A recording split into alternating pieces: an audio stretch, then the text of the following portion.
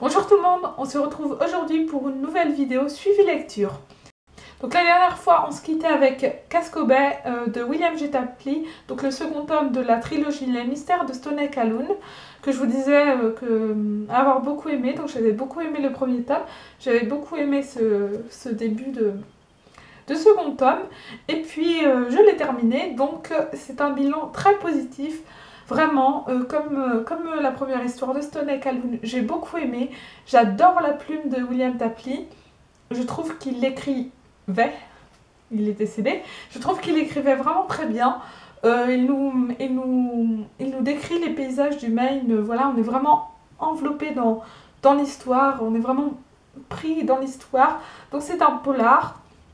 Alors l'histoire, pour en parler en quelques mots, c'est Stoney Calhoun, un homme qui a perdu la mémoire 7 ans plus tôt, qui vit une vie paisible dans une petite cabane avec son chien Ralph, qui est amoureux de Stoney Calhoun, hein, pas le chien, hein, qui est amoureux de Kate, avec qui il travaille, voilà, dans une boutique de pêche.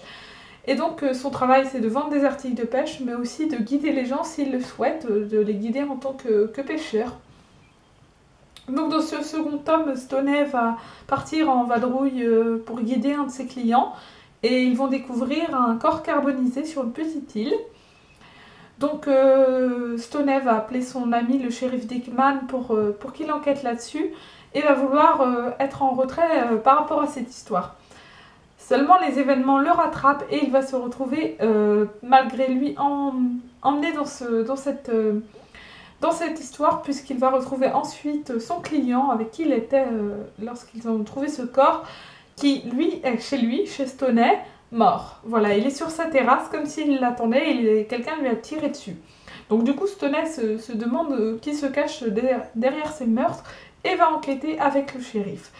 Alors, encore une fois, on est vraiment immergé dans cette histoire, les personnages sont touchants. Stoney Calhoun est une sorte... un shérif un petit peu différent, voilà, puisque ce n'est pas son métier, du moins il ne le sait pas, puisqu'il a perdu la mémoire, ce n'est pas son métier de ce qui lui semble. Et c'est un personnage vraiment très particulier, vraiment super attachant, qui a une culture très très intéressante. Et voilà, tous les personnages sont vraiment super intéressants, très bien travaillés, je trouve. Les descriptions des paysages, comme je vous le disais, sont vraiment géniales, apportent vraiment un plus à l'histoire parce qu'on est vraiment rentré dedans, on s'y croit. Et puis à côté de ça, l'enquête est très très intéressante. On ne devine pas vraiment qui est le meurtrier, on le découvre à la fin de ce second tome qui est ce meurtrier. Donc il est vrai que j'y avais pensé à un monde d'histoire parce que voilà, tous les personnages qu'on croisait, ça pouvait être des meurtriers potentiels à mes yeux. Et en fait, quand on le découvrait à la fin de l'histoire, je m'étais dit, mais oui, c'est logique en fait. C'est presque logique que ce soit ce personnage-là.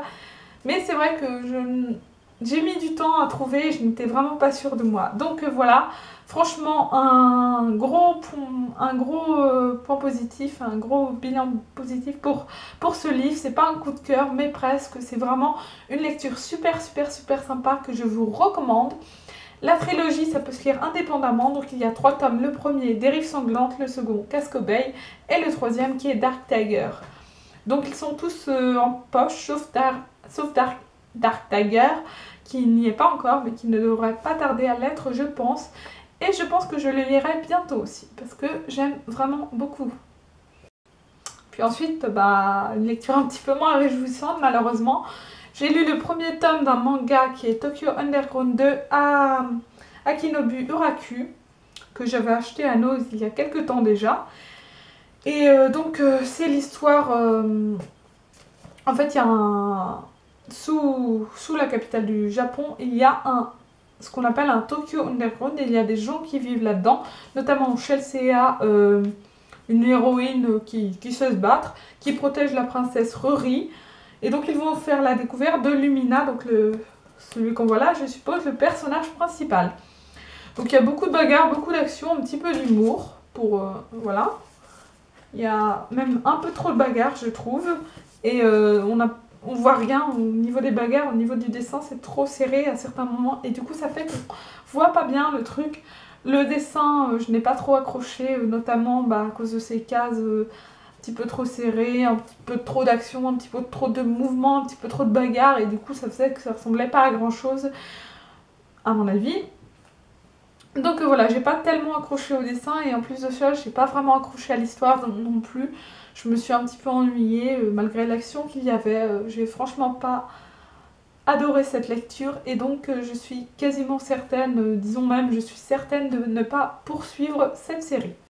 Puis ensuite, j'ai enfin lu Sortilège d'Alex Flynn, qu'on m'avait offert lors d'un swap il y a de ça 1 an à peu près. Donc oui, il est temps que je m'y mette. Donc voilà, Sortilège, c'est un peu un Belle et la Bête des temps modernes. C'est un homme, comment il s'appelle déjà? J'ai oublié son petit nom. Kyle, un lycéen qui est absolument horrible dans sa manière de se comporter avec les gens. Vraiment, c'est juste un gros con. Voilà, insupportable le mec.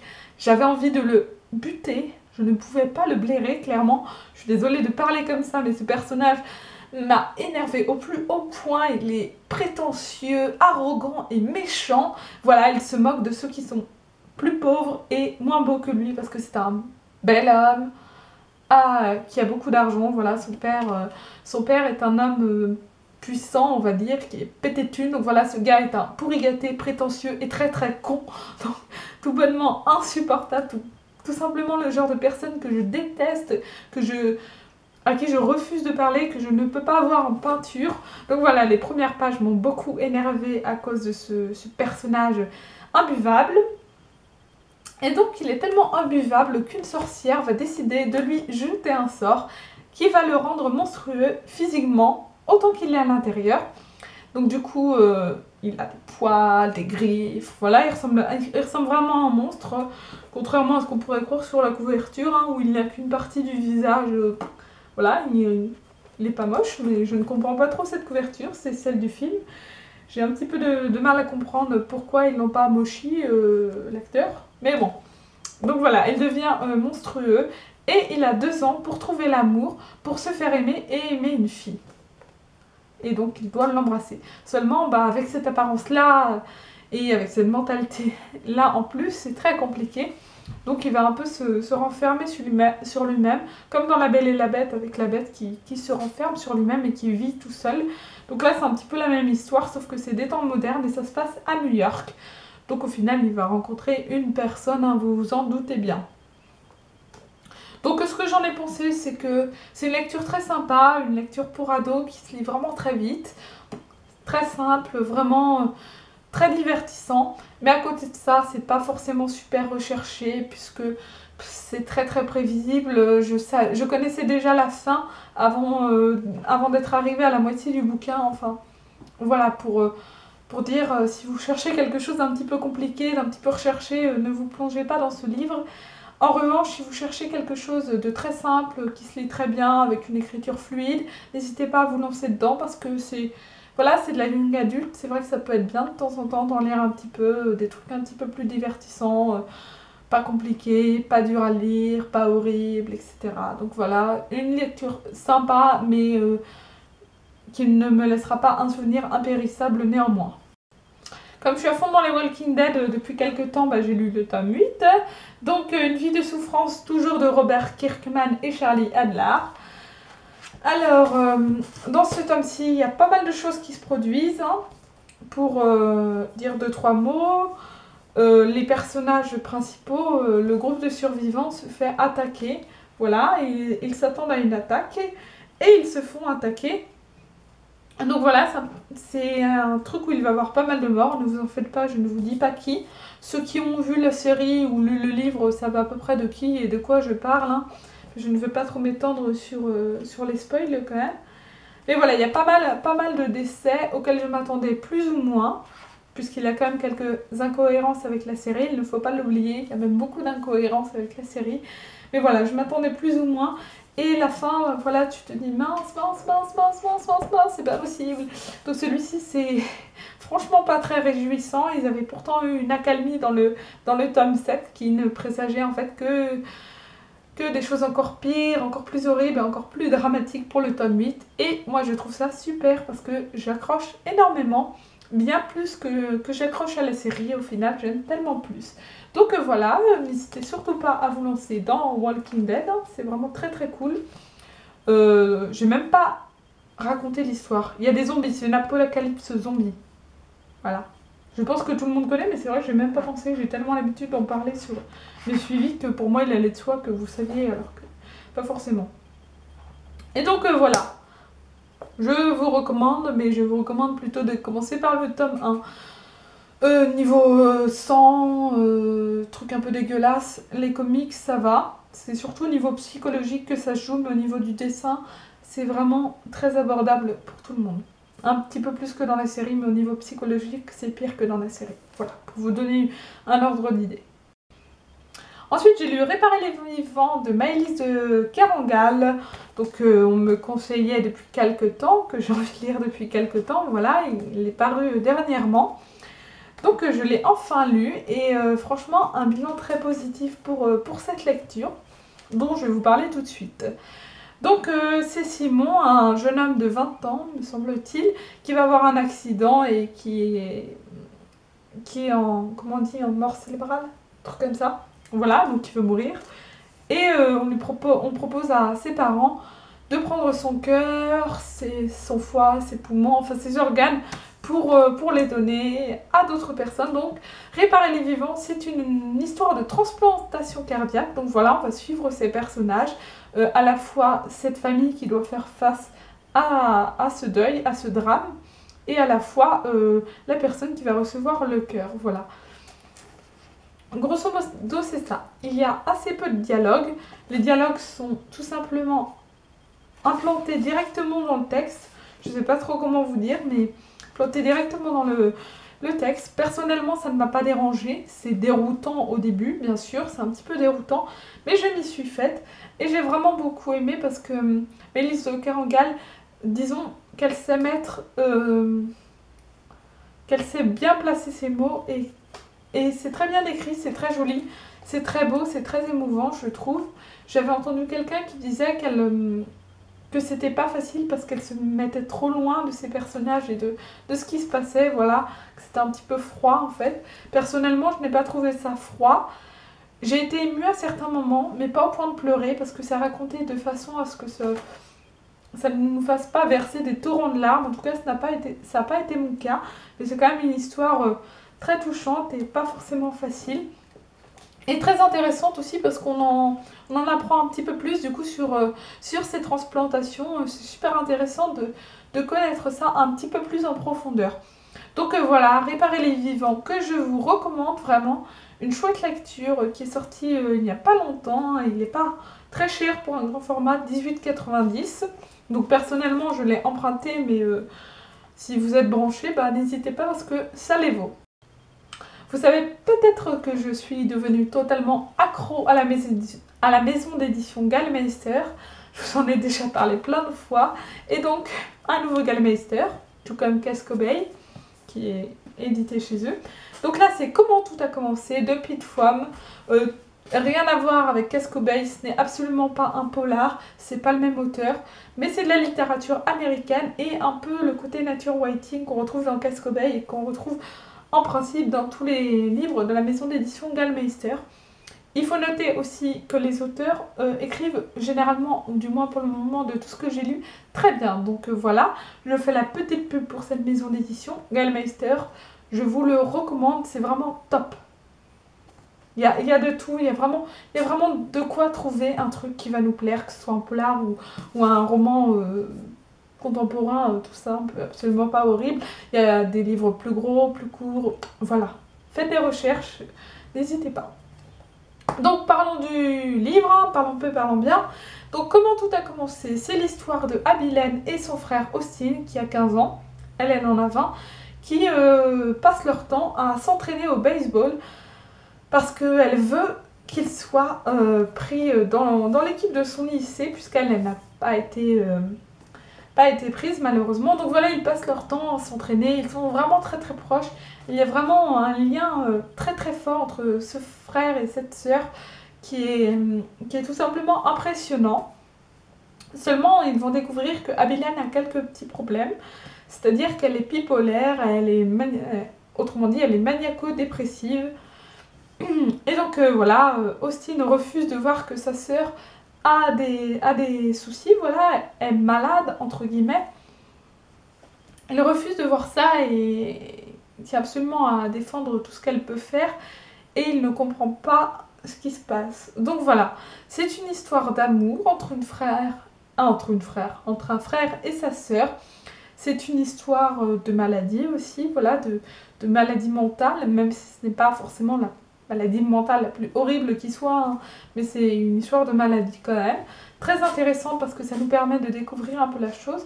Et c'est aussi une histoire de baseball. Le baseball a vraiment une importance capitale dans l'histoire. D'ailleurs, vous le voyez avec voilà, le petit dessin.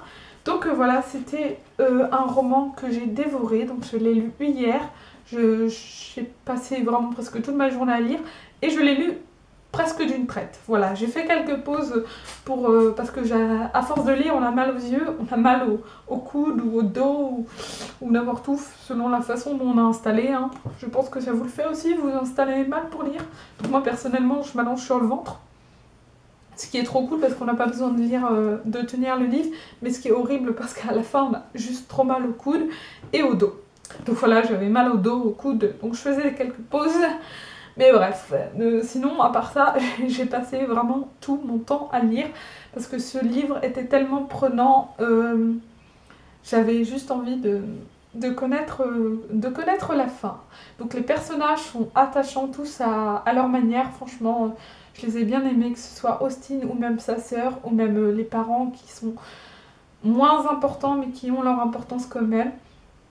Donc voilà, j'ai vraiment adoré l'histoire d'amour entre le frère et sa sœur. J'ai trouvé ça super touchant, super émouvant. Et puis très bien écrit, hein, bien sûr. Oui, c'est ça qui m'a vraiment beaucoup plu, c'est très bien écrit. Il y a un petit peu moins de description de paysages, mais c'est quand même un présent, moins, néanmoins. Et le baseball a une importance énorme dans l'histoire. Donc ce qui est bien, c'est que l'auteur ou le traducteur, je ne sais pas, a fourni un petit lexique à la fin du livre pour qu'on connaisse un peu mieux les termes du baseball. Donc j'ai lu le lexique avant de commencer le roman, comme ça j'étais pas trop perdue quand il parlait du baseball. Voilà, donc c'est un livre que je vous recommande. Bon alors là, je viens juste de le commencer, mais j'ai commencé La petite mort de Davy Mourier, donc le tome 1, puisque le tome 2 va sortir dans les prochains mois, au mois d'octobre. Donc Davy Mourier, j'aime vraiment beaucoup, je trouve ça super chouette ce qu'il fait. Et j'ai La petite mort depuis un petit moment, mais je ne l'ai pas lu. Donc c'est l'histoire d'une petite mort qui va, disons, prendre la place de son père plus tard et qui apprend le métier. Voilà, c'est très drôle, franchement, c'est quelque chose de super drôle. C'est pas triste ni rien, voilà, c'est un peu idiot quoi, c'est Davy Mourier, c'est drôle. Tout simplement. Je ne vous en parle pas pendant des heures parce qu'il n'y a pas franchement de quoi faire, surtout que j'ai juste commencé, mais le début me plaît bien et j'ai beaucoup rigolé, comme j'avais beaucoup rigolé avec 41 € pour une poignée du psychotrope du même auteur. J'ai également commencé, enfin tout juste, un livre qui s'appelle La Maison des Feuilles de Mark Z. Danielski. Voilà, qu'on m'a prêté, qui est assez énorme comme vous pouvez voir, hein, comparé à la taille de ma main par exemple. Donc ouais, il fait 700, un peu plus de 700 pages je crois. Et il est très, très large, mais il a l'air vraiment super bien. Donc c'est une maison, une sorte de maison hantée en fait. Hein, voilà, et donc quelqu'un qui a écrit sur cette maison en fait. Mais ce qui est intéressant dans ce livre, c'est surtout la présentation, la mise en page, vraiment très très différente de ce qu'on peut trouver dans d'autres romans. Donc, je vous montre un petit passage. Ah, j'ai perdu ma page. Voilà, je vous montre un petit passage. Donc là, vous voyez des pages qui sont presque blanches. Et en fait, c'est normal parce que on suit, apparemment, je suis qu'au début, mais on suit apparemment le personnage dans cette maison. Donc il y a des endroits secrets, des labyrinthes, des escaliers. Et donc voilà, c'est présenté comme si on y était. Il y a disons qu'à des moments, il y a des mots qui sont inversés, voilà, qu'il faut lire à l'envers. C'est très très particulier. C'est vraiment super sympa et j'adore, juste, je suis totalement fan de cette présentation que je trouve très très originale et qui apparemment correspond tout à fait au bouquin, elle n'est pas faite pour rien. Donc, par exemple, là, vous voyez que c'est écrit en billet, là-haut, et puis ensuite, ça se lit comme ça, quoi. Il faut retourner pour lire cette page-là. Donc, je ne sais pas encore pourquoi, mais je sais que la mise en page s'explique tout à fait bien et rentre totalement... c'est totalement logique par rapport au bouquin. Donc voilà, un livre que j'ai très très envie de lire et très très envie de vous faire découvrir, hein, peut-être, hein, je vous en reparlerai prochainement, de toute façon, probablement dans le prochain suivi. Bon, ce sera tout pour ce suivi lecture, hein. Je pense que c'était déjà pas mal, hein. Je lis beaucoup trop en ce moment, c'est juste affolant, je ne sais pas combien de livres j'en file par mois, mais c'est énorme, je lisais pas autant avant. Mais en tout cas, je suis contente parce que ça fait plein de trucs à présenter et ça me permet de découvrir plein de choses. Donc voilà, c'est cool. Alors, j'espère que cette vidéo vous aura plu. N'hésitez pas à me dire ce que vous en avez pensé, à me donner votre avis sur les livres que je vous ai présentés. Et puis voilà, je vous souhaite plein de bonnes lectures, une bonne fin de week-end, même si cette vidéo ne sera peut-être pas mise en ligne avant lundi. Je vous souhaite une bonne semaine surtout alors, et je vous dis à la prochaine!